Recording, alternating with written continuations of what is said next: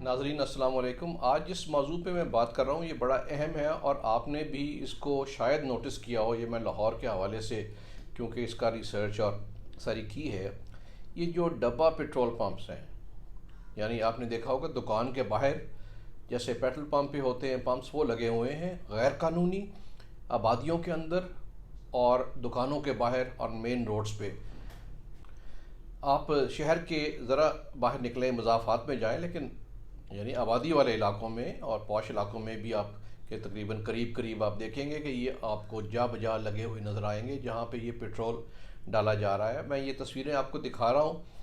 ये तस्वीरें जो हैं बेसिकली बेदिया पे हेयर पुलिस स्टेशन एरिया, उसके अलावा ये सुआसल रोड और फिरोजपुर रोड के करीब और उन एरियाज़ की हैं, क्योंकि हमारे रिसर्चर ने वहाँ पे जाके ये रेखी की है। तो इसके अलावा ये सैकड़ों की तादाद में है। तो हमारे ज़राए ये कहते हैं कि अगर आप बाकी शहरों में चले जाएं तो ये हज़ारों की तादाद में है। ये एक ना सिर्फ गैर कानूनी कारोबार है, बड़ा ख़तरनाक कारोबार है, क्योंकि ये धमाका खेज आतिशगीर एक ये मवाद है जो इसमें इस्तेमाल हो रहा है, जो पेट्रोल है। यानी जो नुकसान पहुंच रहा है लोगों को, वो तो कारोबारी जो जायज़ कारोबार है वो अलग बात है, लेकिन जिस तरह ये ख़तरनाक है कि इन इलाकों में बड़ी परेशानी का बायस है। ये किसी वक्त भी कहीं पे भी फट सकता है, आग लग सकती है, और जब आग फैलेगी तो पूरे एरिया को, मकानों को, दुकानों को अपने लपेट में लेके कीमती जानों का ज़िया हो सकता है। इस सिलसिले में हमने बात की है पाकिस्तान पेट्रोलियम एसोसिएशन के सेक्रेटरी इंफॉर्मेशन ख्वाजा आतिफ साहब से। ख्वाजा साहब अस्सलाम वालेकुम। मैं ये जानना चाह रहा हूँ कि ये जो आपके नोटिस में भी होगा, ये जो गैर कानूनी पंप्स दुकानों के बाहर लगे हुए हैं जहाँ से पेट्रोल डाला जाता है मोटरसाइकिल्स और गाड़ियों में और जिन चीज़ में, इसकी क्या कानूनी हैसियत है, क्या मुहर्रकात हैं, कौन कर रहा है और क्यों ऐसा हो रहा है, और ये क्या इसके असरात हो सकते हैं? जी अस्सलाम वालेकुम। डॉक्टर नवीद साहब, आपका जो क्वेश्चन है इसमें दो तीन इसके पहलू हैं। देखें, सबसे पहले तो इसमें ये है जो ये सो कॉल्ड इसको डब्बा स्टेशन कह लें या जो मिनी पेट्रोल पंप्स खुले हुए हैं, ये सारे इंतज़ामिया की मिली भगत से खुले हुए हैं इन द फर्स्ट प्लेस। और दूसरा उसमें सेकंड बात यह है कि सबसे ये तो चले वो बिजनेस को डैमेज कर रहे हैं, ये वो बात की बातें हैं। सबसे पहले ये है कि ये सेफ्टी हैजर्ड है बहुत बड़ा। अभी लोगों को एहसास नहीं है। अगर आप लोगों को वो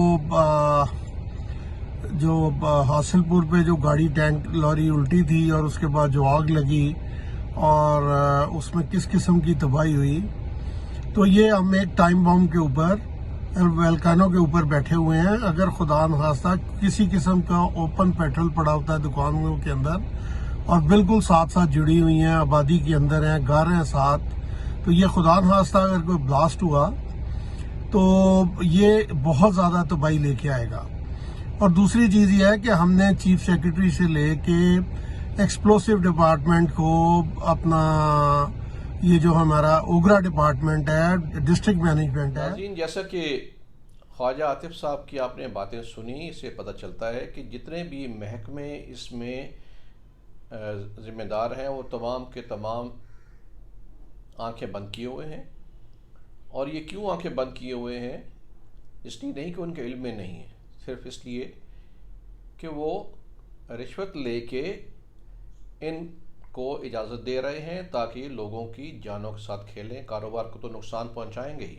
ये पेट्रोल जो है इसमें कहाँ से आ रहा है? चोरी का पेट्रोल है या कह रहे हैं कि स्मगल्ड है, कुछ ईरानी पेट्रोल यहाँ पे आ रहा है।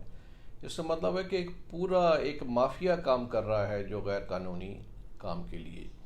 जैसे मैं पूछ रहा हूँ कि इदारे कहाँ हैं जिनका नाम लिया ख्वाजा आतिफ साहब ने, जो सेक्रेटरी इंफॉर्मेशन है पेट्रोलियम एसोसिएशन के, उन्होंने नाम लिया इन महकमों के, वो कहाँ हैं? कहीं भी नहीं, यहीं पे हैं। उन्होंने रिश्वत लेके आंखें बंद की हुई हैं।